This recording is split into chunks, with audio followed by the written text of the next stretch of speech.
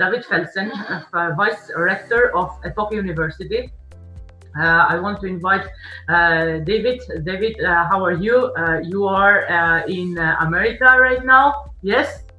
Canada right now, yes. Canada, okay. Sorry for my mistake. Oh, I'm often in America too. So I'm very, very happy that from Canada you wanted and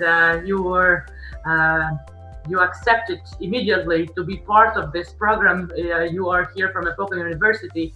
David Felsen serves an association professor of business administration in the Faculty of Economics and Administrative Science, as well as Vice Rector of International Relations at Epoka University in Tirana, Albania. David, what, in terms of institution, what the educational part, it's the most important part of an ecosystem, an industry or an economy. What do you suggest?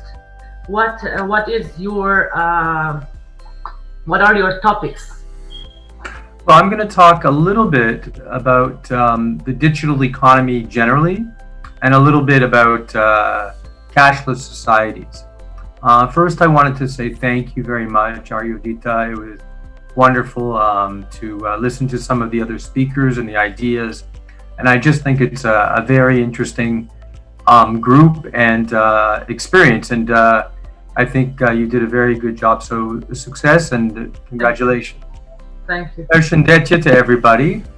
I'm going to talk very briefly about a couple of themes in the next 7-8 minutes. The digital economy and the cashless society. I'm going to just make a couple of observations about trends. And, you know, the digital economy, it's very difficult to really define. There's an IMF paper recently that defined the digital economy as including all online platforms and activities that owe their existence to such platforms, other platform-enabled services, and suppliers of ICT goods and services. That's a very academic and narrow definition. I also found a perspective from business that the digital economy can be defined as, more broadly, the economic activity which arises as a result of everyday online connections among people, businesses, devices, data, and processes. But, you know, I like that a little bit better because it really, you know, speaks to all of us and, you know, all of society. But no matter what the definition is, what's clear is that the digital economy is growing around the world, that digital interconnectedness and interdependency is expanding, and that technologies such as 5G telecommunications and other advances will make the digital economy more efficient in coming years. And businesses and consumers have to adapt to this digital economy.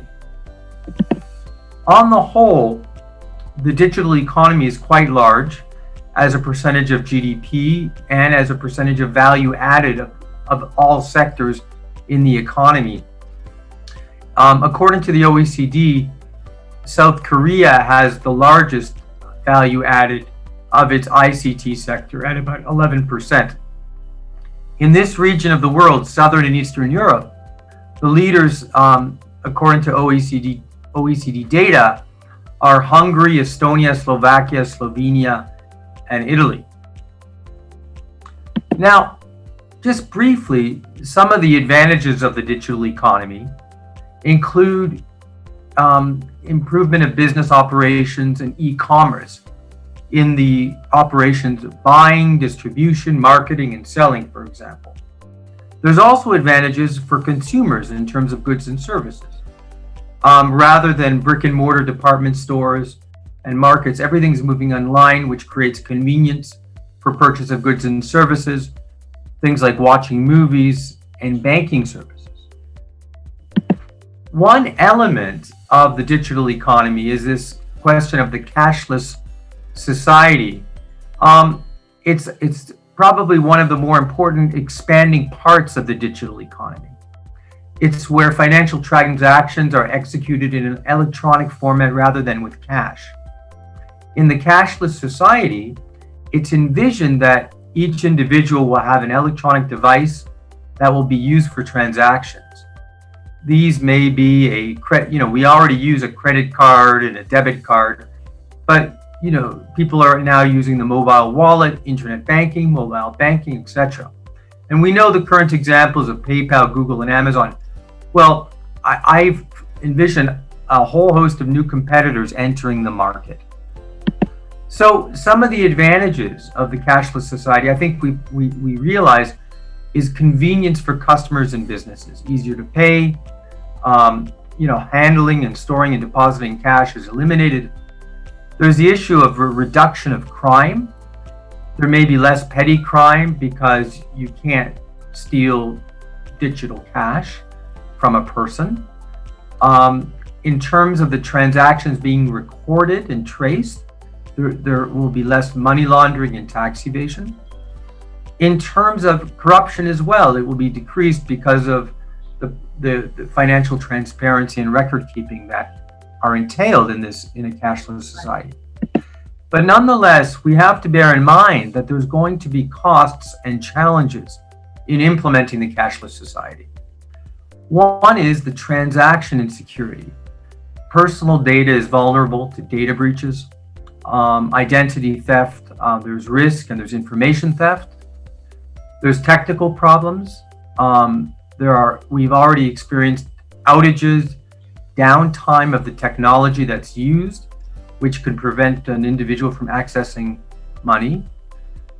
Another important area that we have to address is penalizing those who are well off, those who have less access to the financial system in general, to bank accounts, to smartphone technology, including the overhead fees and extra charges that go along with using cashless devices. So many who are less well off may prefer to use cash, and we have to address that issue. And finally, the inconvenience that may occur for customers who want many alternatives. As customers, we want as many alternatives as possible, cash and non-cash, especially the older generation, in order to pay for goods and services. And finally, we have seen that sometimes using a cashless means causes less control over spending habits. It's easier to spend money in cashless devices than simply canceling out the cash. So just very briefly, my conclusion here is that the trends are in favor of a digital economy and a cashless society without doubt. The benefits of digitalization outweigh the costs. It will make the processes more efficient for business and consumers. The cashless society will bring about greater transparency in transactions. However, there are some caveats. Businesses will require support for digitalization. Regarding the digital economy, they'll need training, expertise, assistance, and also the issue of addressing the digital divide between primarily urban businesses and rural businesses with less infrastructure. And regarding the cashless society, businesses need to be assisted in protecting many vulnerable people from hacking and electronic theft. And customers need to maintain the ability to have choice between cash and non-cash digital solutions. I'll stop there, but it was a pleasure speaking with you, and I'm happy to handle a question or two, Yodita. I really want to thank you, David. These are some amazing tips from an expert and an expertise like yours, and I was very happy to host an expert like you that is also operating in Albania, because you are here a rector of Epoka University, and I wish all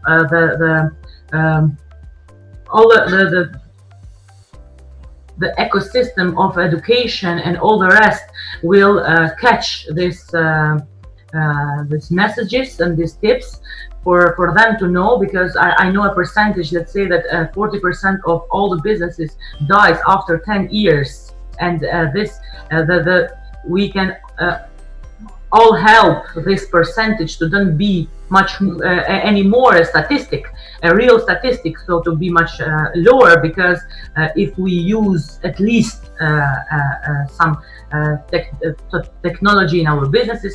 So I really want to thank you.